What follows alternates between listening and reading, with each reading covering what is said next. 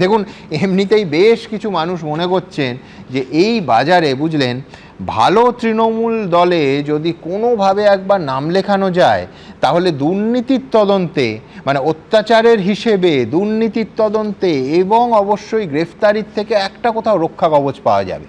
আর কে না জানে, ভালো তৃণমূল হওয়ার রাস্তাটা সটান যাচ্ছে ঋতব্রত বন্দ্যোপাধ্যায়ের নেতৃত্বে বিদ্রোহী তৃণমূলের মধ্যে দিয়ে।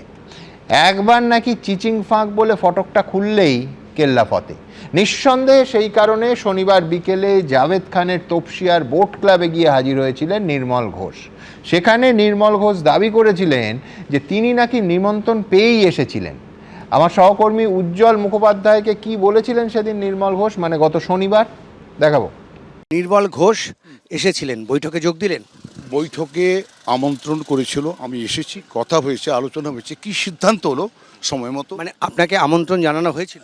না হলে আমি এখানে চলে এলাম, মিটিংয়ে চলে গেলাম। উজ্জ্বল দাদা ভাই আপনার সাথে ঋতব্রত বন্দ্যোপাধ্যায়ের আলাদা করে কথা হলো? আমরা দেখলাম যে বেরিয়ে গেল উনি। হ্যাঁ, কথা হয়েছে, আবার কথা হবে, একটু পরে আবার কথা হবে। মানে আপনি কি মানে কালীঘাট তৃণমূল সেটা ছেড়ে? না, আমি কোনো ছাড়াছাড়ির মধ্যে নেই। দেখুন, শনিবার এবং রবিবার ঋতব্রত বন্দ্যোপাধ্যায় রীতিমতো চ্যালেঞ্জ করে বলেন যে তাদের কেউ যদি নির্মল ঘোষকে ডাকে, তিনি যদি SMS দেখাতে পারেন, একেবারে এই চ্যালেঞ্জ ছুঁড়ে দেন। মানে তাদের কেউ, তিনি বলতে চাইলেন, নির্মল ঘোষকে ডাকেননি এবং তাদের যে স্কিম অফ থিংস তাতে নাকি নির্মল ঘোষ আর তার ছেলে কখনো ছিলই না।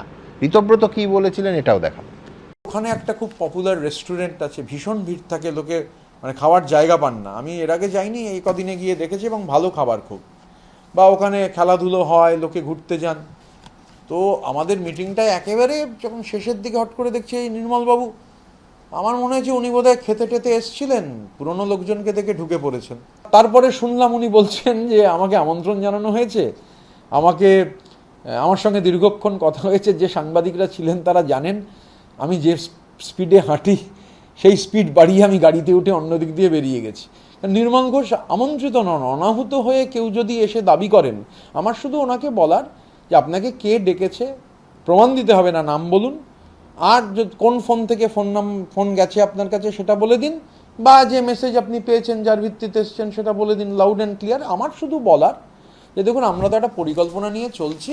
এই যে MLA 80 জনের মধ্যে যদি চাইতাম আমরা, সংখ্যাটা এখনই হচ্ছে 75+ থাকতো, কিন্তু কিছু ক্ষেত্রে আমাদের কিছু রিজার্ভেশন আছে, চাইলেও নেব না।